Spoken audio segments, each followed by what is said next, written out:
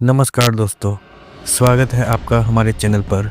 आज हम एक ऐसे विषय पर बात करने जा रहे हैं जो हर किसी के दिलचस्पी का केंद्र बन सकता है। एक ऐसा रहस्य जो हजारों वर्षों से हमारी पौराणिक कथाओं और धार्मिक ग्रंथों में छुपा हुआ है। क्या वाकई रावण, जो त्रेता युग का सबसे प्रसिद्ध और विवादास्पद चरित्र था, आज भी जीवित है?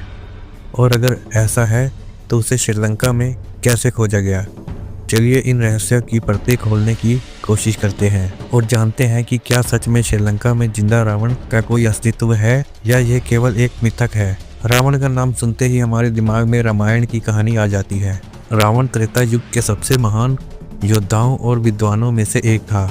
उसकी बुद्धिमत्ता, शक्ति और तपस्या के किस्से भारतीय पौराणिक कथाओं में अमर हैं। लेकिन साथ ही रावण को उसके अहंकार और बुरे कर्मों के लिए भी याद किया जाता है। रावण का जन्म श्रीलंका में हुआ था और वह वहां का राजा था। उसे 10 सिर वाला राक्षस कहा जाता है, लेकिन इसका अर्थ केवल शाब्दिक नहीं है। 10 सिर रावण की 10 तरह की ज्ञान की क्षमताओं को दर्शाते हैं। वह वेदों का ज्ञाता था, महान तपस्वी था और एक अद्भुत योद्धा भी। रावण की कहानी का अंत भगवान श्री राम के हाथों हुआ, जब राम ने रावण का वध किया और माता सीता को लंका से मुक्त कराया। लेकिन क्या वाकई रावण मारा गया था या फिर वह किसी अन्य रूप में आज भी जीवित है? हाल ही में कई खबरें और रिपोर्ट सामने आई हैं जिनमें दावा किया गया है कि श्रीलंका के जंगलों और गुफाओं में रावण की जिंदा होने के सबूत मिले हैं।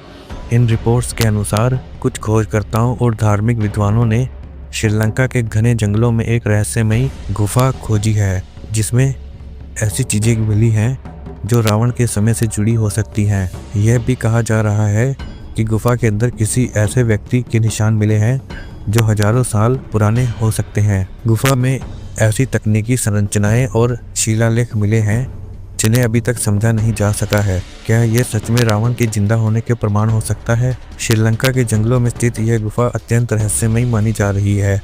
कहा जाता है कि यहाँ ऐसी ऊर्जा महसूस होती है जो सामान्य नहीं है। गुफा के अंदर कई ऐसे शिलालेख पाए गए हैं जो संस्कृत और प्राचीन तमिल भाषा में लिखे गए हैं। इनमें से कुछ लेख रामायण की घटनाओं से मेल खाते हैं। इसके अलावा गुफा में एक ऐसा सिंहासन भी मिला है जिसे रावण का सिंहासन कहा जा रहा है। यह सिंहासन अत्यंत भव्य है और इसमें जटिल नक्काशी की गई है। कुछ लोगों का मानना है कि यह सिंहासन रावण का ही हो सकता है, जो हजारों सालों से सुरक्षित है। गुफा के अंदर पाई गई संरचनाओं को देखकर ऐसा लगता है कि यह स्थान किसी समय में बहुत उन्नत सभ्यता का केंद्र रहा होगा। यहाँ के लोग विज्ञान और तकनीक में इतने निपुण थे कि इन्होंने रावण के पुष्पक विमान जैसे यंत्र बनाए। रावण की अमरता का विचार रामायण और पुराणों में कई जगहों पर सामने आता है। कहा जाता है कि रावण ने भगवान शिव से अमरता का वरदान मांगा था, लेकिन शिव ने उसे यह वरदान नहीं दिया। इसके बावजूद रावण ने अपनी तपस्या और योग के बल पर अपनी आत्मा को सुरक्षित रखने का तरीका खोज लिया था। कुछ मान्यताओं के अनुसार रावण ने अपने शरीर को एक विशेष गुफा में सुरक्षित किया था और उसकी आत्मा आज भी किसी विशेष ऊर्जा के रूप में वहां मौजूद है। क्या श्रीलंका में यह गुफा वही स्थान हो सकती है जहां रावण ने अपने शरीर को सुरक्षित रखा था? वैज्ञानिक दृष्टिकोण से देखें तो यह सवाल उठता है कि क्या कोई व्यक्ति हजारों साल तक जीवित रह सकता है?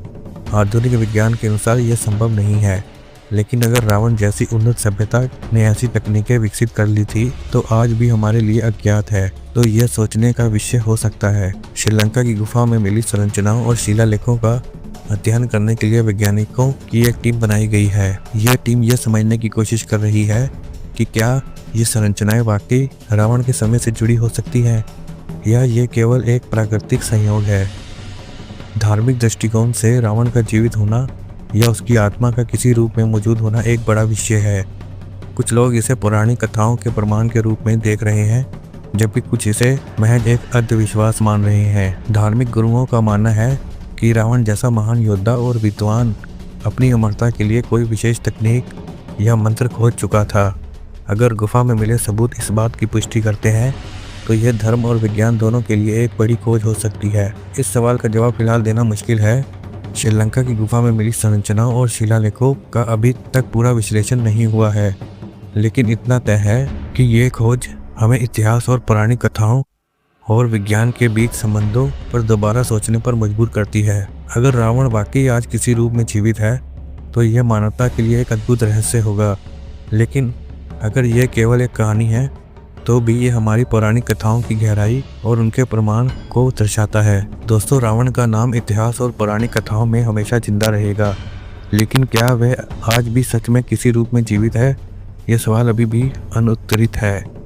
श्रीलंका की गुफा में मिली चीजें हमें इस दिशा में सोचने पर मजबूर करती है, लेकिन इसके पीछे सच्चाई का पता लगाना अभी बाकी है। आपका इस बारे में क्या सोचना है? क्या रावण वाकई आज भी जीवित हो सकता है या ये केवल एक कहानी है? अपनी राय हमें कमेंट्स में ज़रूर बताएं। अगर आपको ये वीडियो पसंद आया हो तो इसे लाइक और शेयर करना ना भूलें। मिलते हैं अगली वीडियो में, तब तक के लिए धन्यवाद।